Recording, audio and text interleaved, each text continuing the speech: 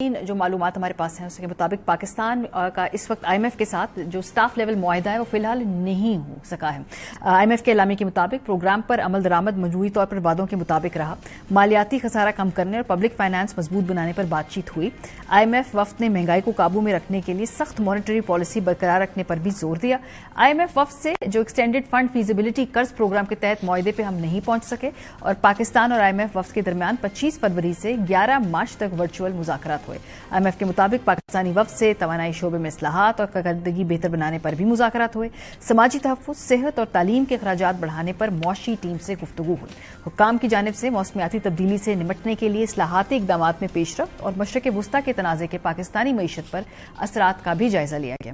IMF کے اعلامیے میں مزید کہا گیا کہ عالمی سطح پر توانائی کی بڑھتی قیمتوں اور مالی دباؤ پر تشویش ہے۔ IMF اور پاکستان کے درمیان مزید مذاکرات آئندہ چند روز تک جاری رہیں گے۔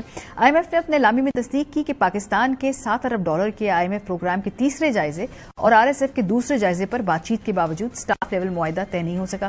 شہباز رانا صاحب سے ہم پوچھیں گے IMF کے ساتھ یہ جو مذاکرات ہو رہے ہیں اس پہ وہ کیا ان کے پاس اپڈیٹس ہیں اور کن باتوں پہ جو ہے ابھی ہے، کن باتوں پہ اگریمنٹ ہو چکا ہے؟ شہباز، آپ کے پاس کیا اس حوالے سے معلومات ہیں؟ جی بہت شکریہ آپ کا۔ دیکھیں، جو بنیادی دو بڑی وجوہات ہیں، جس میں ایک تو یہ ہے کہ جو حکومت کا اس سال کا بجٹ ان ریئلسٹک ہو چکا ہے اور اس کی بنیادی وجہ ہے جو فیڈرل بورڈ آف ریونیو اپنے جو ٹیکس کے اس کے جو اہداف ہے وہ حاصل نہیں کر پایا۔ پہلے ہی جب IMF آج سے چند ماہ پہلے پاکستان آیا تھا تو انہوں نے FBR کا جو ہدف تھا اس میں کوئی 216 ارب روپے کی کمی کر دی تھی، آن دا کنڈیشن کہ یہ 13,980 ارب روپے ابھی بھی کلیکٹ کر لیں گے پورے مالی سال میں۔ لیکن جو حالات تھے وہ نہیں بہتر ہوئے۔ نومبر کے بعد صورتحال اور خراب ہوتی گئی اور ہر مہینے FBR کا جو شارٹ فال تھا وہ بڑھتا رہا، جس باوجود اس کے کہ FBR کو ایک باؤنٹی ملی، ایک بوننزا ملا جو فیڈرل جو ہماری کانسٹیٹیوشنل کورٹ ہے اس کی طرف سے فیصلہ آیا، جس میں سپر ٹیکس ان کو کوئی مل گیا۔ اس کے جو ایریاز تھے جس میں ہماری اطلاع کو 125 ارب روپے کے جو ایریاز ہیں یہ آلریڈی پہلے جو 2 ماہ تھے جنوری فروری کا اس میں یہ لے بھی چکے ہیں۔ اس کے باوجود جو شارٹ فال تھا پہلے 8 ماہ کا FBR کا اگینسٹ دا ریوائز ٹارگیٹ بھی کوئی 430 ارب روپے کے قریب تھا، اوریجنل کے اگینسٹ تو کوئی 640 ارب روپے سے زائد بن جاتا ہے۔ تو ایک تو یہ فیکٹر تھا اور پھر آگے IMF کو اس بات پہ کوئی تسلی نہیں تھی کہ جو FBR کہہ رہا ہے 13,900 تو بہت دور کی بات کہ 13,500 ارب روپیہ بھی اکٹھا ہو جائے گا پورے مالی سال میں۔ ایک تو وہ فیکٹر تھا۔ پھر جو کمپنیز کے کچھ ڈیویڈنڈز تھے، جو حکومتی ملکیتی کمپنیاں ان کے منافع تھے، پھر اخراجات والی سائڈ پہ کچھ چیزیں اوور شوٹ کر رہی تھی، کچھ بکنگ تھی اخراجات کی، کچھ حکومت نے اخراجات کی پراپر بکنگ کے ایشوز تھے۔ یہ تو جو تھا پہلے جو چیزیں اوپن تھی اس کے ساتھ۔ دوسرا جو ایشو ہے اس کے ساتھ وہ جو ایران کی جنگ ہے اس کے جو امپیکٹ ہے، امپلیکیشن پاکستان کی اکانومی کے، خاص طور پر جو ایک حکومت کا فیصلہ کہ وہ تیل کی قیمتیں نہیں بڑھائے گی فار دا ٹائم بینگ، یہ بھی ایک ایشو ہے۔ اب اس میں جو پہلا ایشو پہ تو گورنمنٹ کی انیفیشنسی وہ زیادہ ریفلیکٹ، دوسرے ایشو میں حکومت کا قصور نہیں ہے، اور اگر دوسرا بن رہا ہے تو اس کی بنیادی وجہ یہ ہے کہ جو لوگ IMF سے مذاکرات کر رہے ہیں غالباً وہ اپنا کیس صحیح پچ نہیں کر پا رہے۔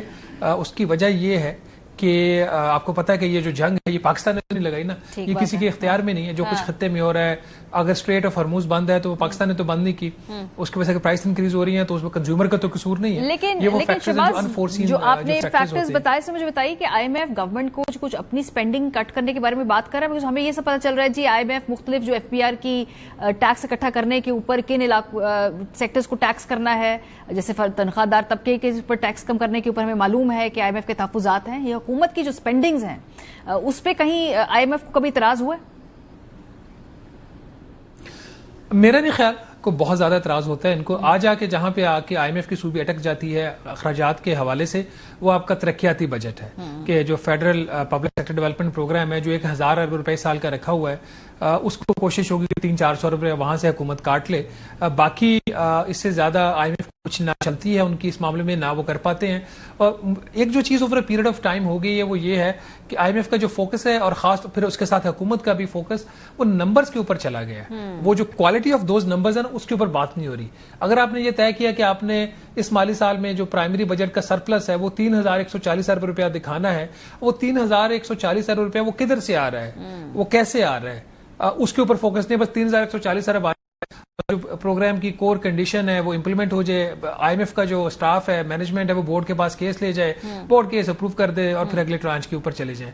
तो ये एक चीज जो है वो, और जहां तक टैक्स की बात है, टैक्स में भी जो ब्रॉडनिंग की बात है, जो इनकी शुरू में चंद दिन IMF का मिशन यहाँ को आए थे और 2 मार्च को वापस गए थे जंग शुरू होने के बाद। तो 26 फरवरी को उनकी कराची में एक मीटिंग बिजनेस कम्युनिटी के साथ, जो OICCI उनके साथ, तो वहां पे जब उनसे ये सारा जो, चूंकि वो जो बिजनेस कम्युनिटी खासकर फॉरेन इन्वेस्टर्स हैं, उन्होंने फंडामेंटल इशू वहां पे रेज ये किया कि एक तो मैन्युफैक्चरिंग सेक्टर है, इंडस्ट्रियलिस्ट हैं, कॉर्पोरेट सेक्टर, फिर उसके साथ जो आपके सैलरीड क्लास, इनके ऊपर आपने सारा बोझ डाला हुआ है। जो अनटैक्स अनडॉक्यूमेंटेड सेक्टर्स हैं उनके ऊपर आप तवज्जो नहीं दे रहे। तो उस पर ईवा जो पेट्रोवा उनकी मिशन चीफ है, उन्होंने गालिब चीफ जो हमें बताया, उन्होंने ये कहा कि अभी इसमें वक्त लगेगा। तो जब IMF खुद मान ले कि अनडॉक्यूमेंटेड सेक्टर में वक्त लगेगा, बावजूद हर प्रोग्राम IMF के अंदर ये अनडॉक्यूमेंटेड सेक्टर जिसमें ताजिर खास तौर पर रियल एस्टेट शामिल होता है, तो उसके बाद तो फिर कुछ नहीं बचता ना, फिर गवर्नमेंट भी रिलैक्स हो जाती है, FBI भी रिलैक्स हो जाती है। हुकूमत पे कोई प्रेशर नहीं है। बहुत शुक्रिया शहबाज राना, हमें आप आगाह कर रहे थे और पाकिस्तान की गवर्नमेंट के जो डेडलॉक उस हवाले से। प्रोग्राम का वक्त खत्म हो गया।